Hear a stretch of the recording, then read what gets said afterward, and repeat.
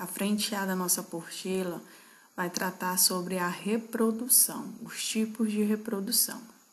Existem dois tipos de reprodução, a reprodução sexuada e a reprodução assexuada. Nesse capítulo, a gente vai ver quem são os seres que realizam esse tipo de reprodução, tanto a sexuada como a assexuada, e as vantagens e desvantagens desse tipo de reprodução. Eu espero que vocês gostem, pois o capítulo está fantástico.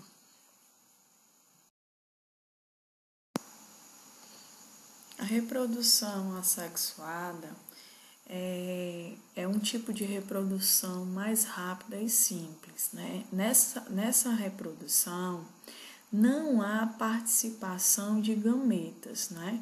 Os indivíduos eles vão acabar formando clones naturais. Esse tipo de reprodução é muito comum nas bactérias, né? Em algumas leveduras e a gente também pode visualizar nas esponjas marinhas. O que a gente pode falar mais sobre a reprodução assexuada? A reprodução assexuada, ela também é conhecida como bipartição, ou seja, um único indivíduo, a célula-mãe se divide ao meio, né, formando duas células filhas, como vocês estão visualizando aí na imagem, geneticamente igual à célula-mãe, certo? Então, isso a gente consegue visualizar em algumas bactérias, leveduras, alguns protozoários e também a gente consegue visualizar esse tipo de reprodução nas esponjas marinhas. Agora a gente vai falar aí sobre autofecundação. A autofecundação, o indivíduo ele tem que apresentar tanto os gametas masculinos como os gametas femininos. Eles têm que produzir os dois tipos de gameta. Nessa imagem aí a gente consegue visualizar uma flor. A gente consegue ver que ela apresenta o androceu, que é a parte, né, do aparelho reprodutor masculino da flor, e o gineceu, que é a parte do aparelho reprodutivo da flor. Então, ela apresenta os dois aparelhos reprodutores, tanto o masculino como o feminino. E isso vai disponibilizar para ela os dois gametas. Eu acredito que vocês estejam entendendo a linha de raciocínio, né? Então, a autofecundação, ela não é vantajosa, pessoal, porque ela vai perpetuar a mesma genética da mãe. Então, os seus descendentes vão ser puros. Então, vão ter a mesma genética da mãe, vão ser como se fossem clone da planta mãe. Um exemplo de planta que é hermafrodita, pessoal, que produz tanto os gametas masculinos como os gametas femininos, são as ervilhas. As ervilhas elas vão gerar descendentes puros, a não ser que sejam cruzadas de forma artificial, assim como Mendel fez lá na genética, certo? A autofecundação, pessoal, ela não é vantajosa, pois não vai perpetuar, né, grande quantidade de genes.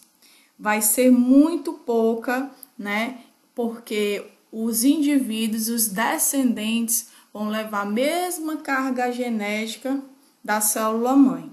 Então, não vai ser um tipo de reprodução vantajosa. Diferente da fecundação cruzada, né?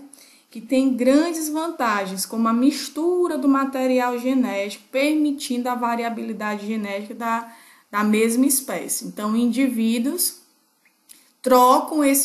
da mesma espécie vão trocar esse material genético e vão gerar indivíduos com outra carga genética. Então, a autofecundação ela não vai possibilitar isso, essa mistura de genes. Os genes dos filhos serão os mesmos genes da mãe, da célula-mãe. Aqui a gente vai ver os processos mais comuns do tipo de reprodução assexuada. A primeira é bipartição, a segunda é germulação, a terceira é divisão múltipla, a quarta, multiplicação vegetativa, a quinta, paternogênese, a sexta, esporulação e, por último, a fragmentação. O que a gente pode falar sobre a bipartição? A bipartição também é conhecida como fissão binária, certo? É a capacidade que o indivíduo tem de se dividir em dois com dimensões sucessivas iguais. A gente pode falar sobre a ameba, a planária e as paramécias, certo? É um tipo de esporo, né, que vão formar a partir das células reprodutoras. Elas germinam e formam novos indivíduos. A germulação é um processo, né, de reprodução assexuada. Nesse processo vai ocorrer a formação da dilatação denominada gema, formada por mitose. Essa gema vai ser formada por mitose para a parte interna do organismo progenitor. A divisão múltipla. A divisão múltipla ocorre em várias divisões do núcleo celular. Essa divisão vai ocorrer após a formação de células plurinucleadas. Essas mesmas células elas vão se dividir, formando várias células de maneira simultânea. Agora, a próxima é multiplicação vegetativa, né? Na multiplicação vegetativa vai ocorrer em vegetais, certo? Como o nome já diz.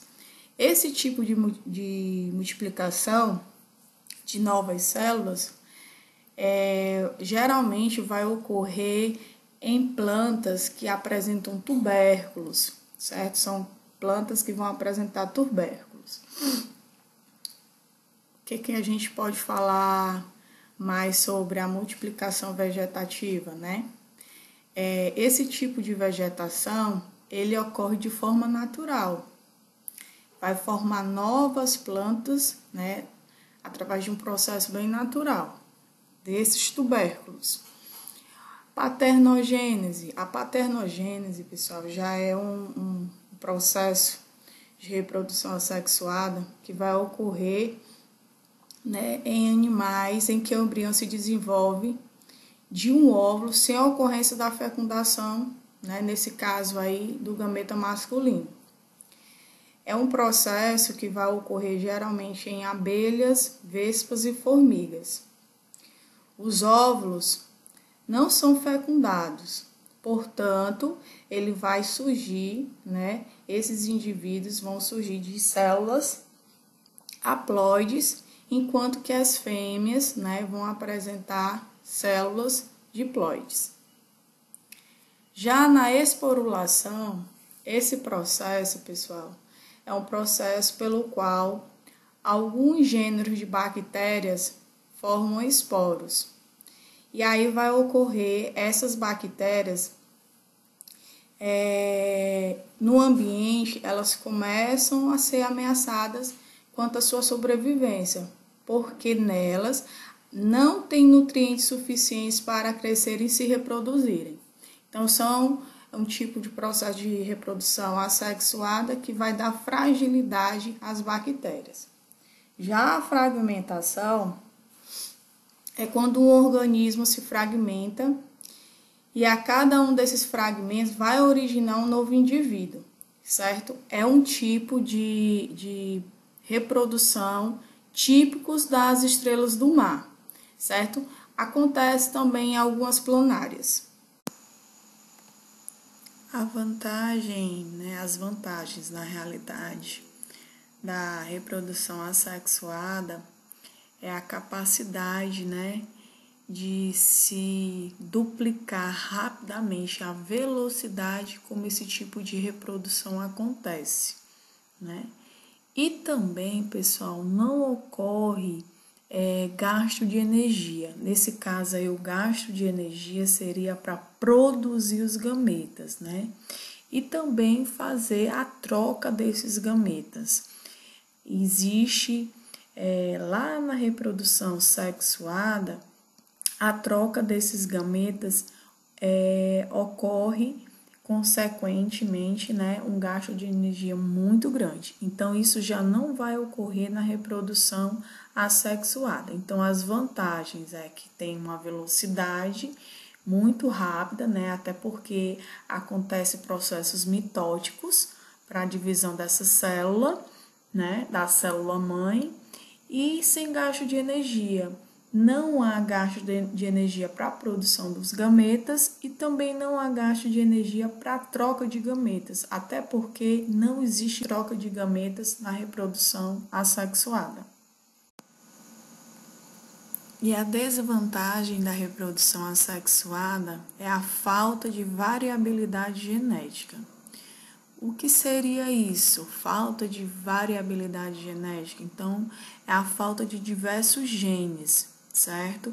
Então, vou dar um exemplo aqui de uma bactéria. Se uma bactéria ela se divide e vai formando diversas bactérias, e se essa bactéria ela for resistente, um exemplo, for resistente a um antibiótico, todas as células que ela produziu terão a mesma carga genética dela, então todas irão ser resistentes a antibióticos. E também pode ser o contrário, né? Pode ser bastante vulnerável àquele determinado antibiótico. Então, todos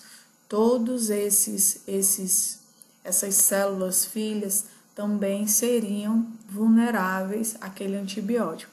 Então, morreriam muito fácil. Então, a falta, né, de variabilidade genética deixa o ser bastante sensível, né? Consequentemente, pode ocorrer dele morrer mais rapidamente. Já na reprodução sexuada, vai ocorrer a troca de gametas entre os indivíduos, certo? Dentro da reprodução sexuada, existem os tipos de fecundação.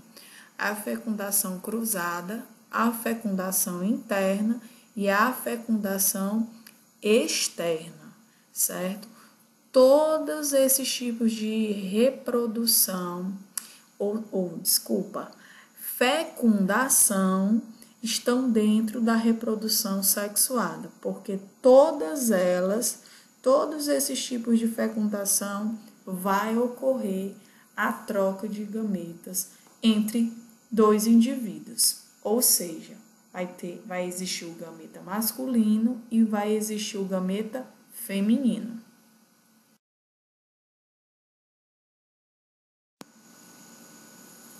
Aqui nessa imagem a gente consegue visualizar o óvulo.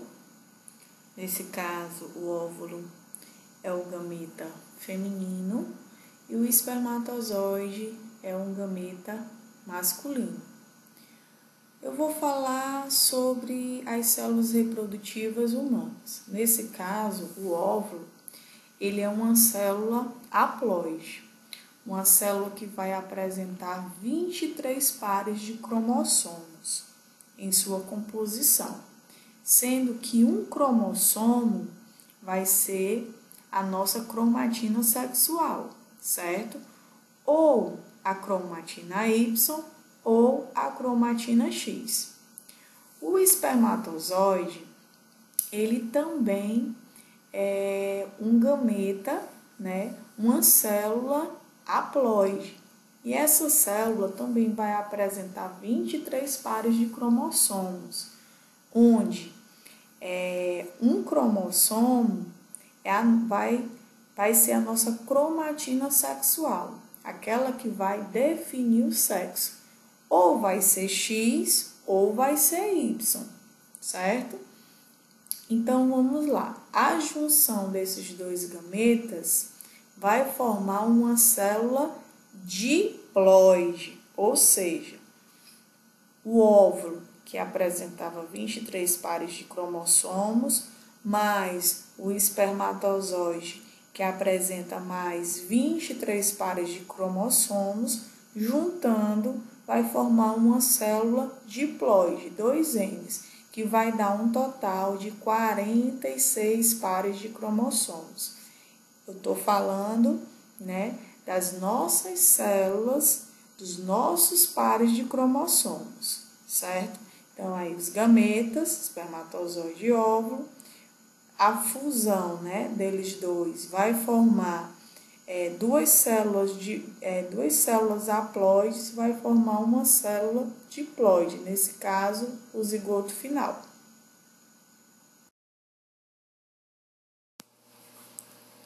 A reprodução sexuada, ela apresenta grandes vantagens, porque ela tem a capacidade de gerar maior quantidade de genes e, com isso, há chances maiores de adaptações. A reprodução sexuada, ela proporciona uma grande variabilidade de características na sua descendência, né? E isso vai permitir que esses indivíduos, eles tenham maior capacidade de sobrevivência. Permite também que ocorra um processo de evolução entre essas espécies. As vantagens a gente já falou, agora a gente vai falar um pouco sobre as desvantagens da reprodução sexuada. É um processo lento, né, e ocorre um grande gasto de energia. É um processo lento porque o período, né, nesse caso aí, de gestação, vamos falar sobre gestação, é um período bem maior, né, levando o crescimento da população mais demorado. Porém, vai ocorrer uma grande variabilidade genética, aumentando as chances de sobrevivência da espécie.